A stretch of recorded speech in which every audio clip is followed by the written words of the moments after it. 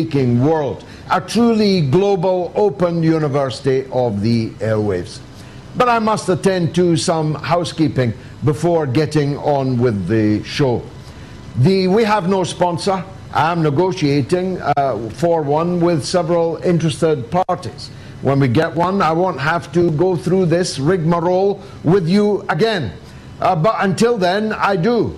If we're going to keep this open university of the airwaves open, you have to make a donation, not a big one. And if you've already made a big one, please take a holiday. I don't want to try your patience. But if you are one of the hundreds of thousands of people who haven't made any donation at all, then you're going to have to, or you're taking a free ride at everyone else's expense. It's extremely easy to make a donation of just $1, just £1. It's not the price of a cup of tea in an insalubrious cafe. So please do so. The details are coming up on the screen now. From next week, you'll be able to text your donation in from the United States and from Great Britain, which will make it even easier. And then there will be no remaining excuse for not paying your way. We very much hope to be joined in the course of the show by the genuine elected Prime Minister of Pakistan.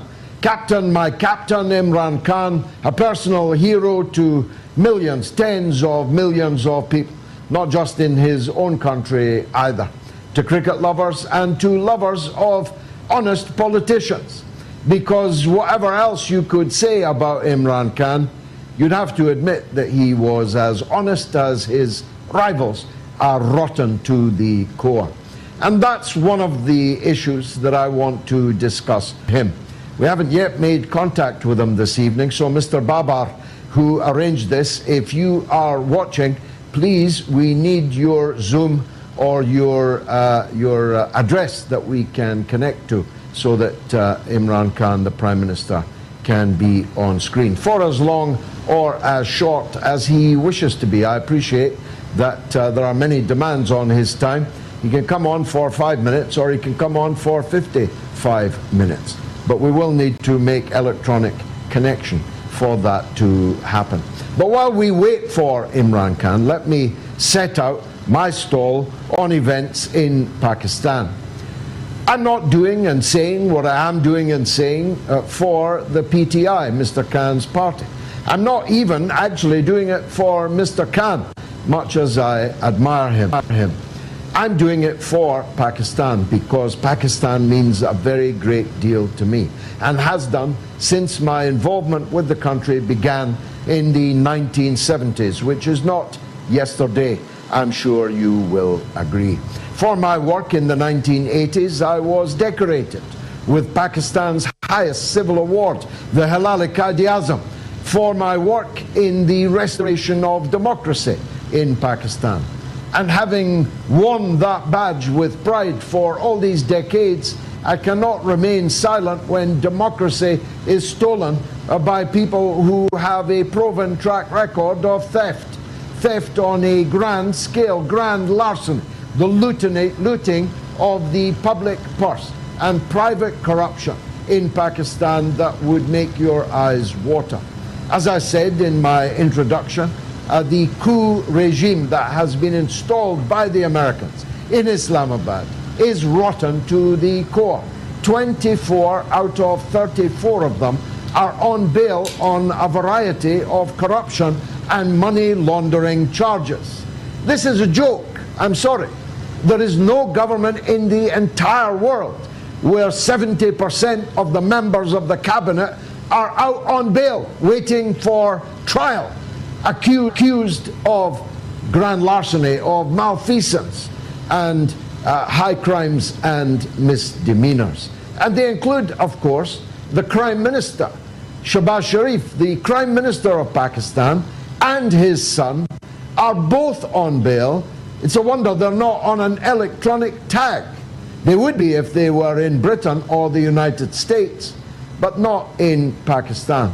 They couldn't even wait for the stooge courts to wipe out their charges before installing them in Prime Minister House.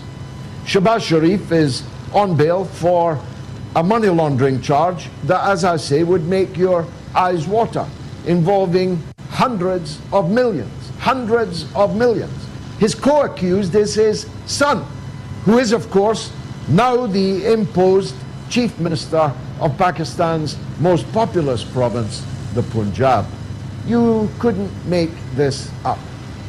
The proximate reason for the overthrow of Imran Khan was that he lost a rigged no confidence motion in the Pakistan National Assembly, where overnight 20 members of his ruling party defected to the opposition.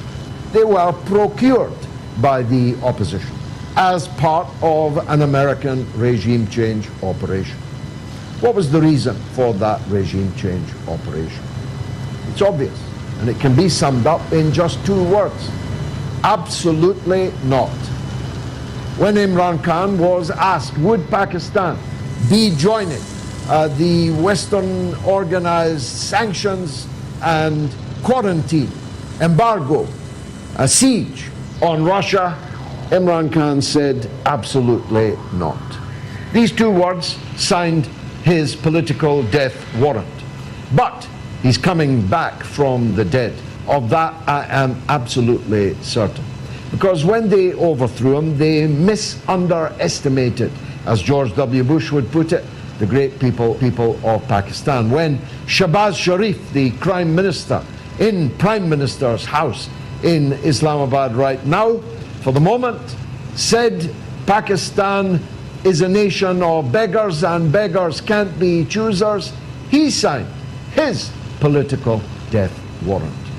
The people of Pakistan have arisen in a kind of revolutionary upheaval.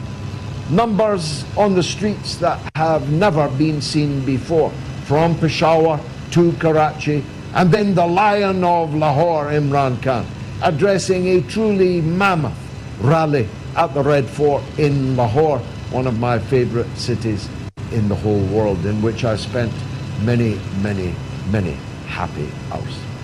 Imran Khan will be back because this flimsy piece of cardboard cutout government, whose only support lies in Washington, not even in the European Union, not even in Britain. The Foreign Office Minister, Zach Goldsmith, deplored, decried the overthrow. He was slapped down by Boris Johnson, but he wasn't sacked for doing so. The only mainstay for this puppet government in Islamabad at this point in time, although by the morning it could all be different, is the United States of America. And it shows just how flimsy American power in the Eurasian heartland actually is. They couldn't find anyone decent. They couldn't find anyone who's on a criminal charge. They couldn't find anyone who's not on bail to replace Imran Khan. They've turned back to an old guard which is utterly discredited in Pakistan and will be swept away. And I'm doing and saying all this not because I'm a PTI loyalist. I'm very far from that. I have never supported Imran Khan in the past, but I am supporting him now for Pakistan in this one singular demand: elections now. This is the only way to solve the crisis which runs the risk of having Pakistan, a country of 220 million people, and armed with nuclear weapons, and geostrategically placed in an exceedingly fragile place in the world. The only way to stop a helter-skelter all the way to hell for Pakistan is to hold a free and fair election. Now, I have differences, political differences, with Imran Khan. One of those is his fidelity to the institutions of Pakistan that have repeatedly caused the overthrow and the coup d'etat of government after government after government in Pakistan. One of the reasons why I'm opposing this coup is because I opposed all the coups that came before it, whoever was the beneficiary of it. I'm against having an army that can overthrow governments. I'm against having an army that can tell the courts to overthrow governments. I'm against having an army that can tell the president to dismiss the prime minister. And I have said so and acted on that over decades. I opposed the overthrow of Benazir Bhutto. I opposed the overthrow of Nawaz Sharif, the brother of Shabaz. ठीक है, इस वक्त हम आपको दिखा रहे हैं और जज गैलोवे जो कि होस्ट हैं इस प्रोग्राम के, वो तमाम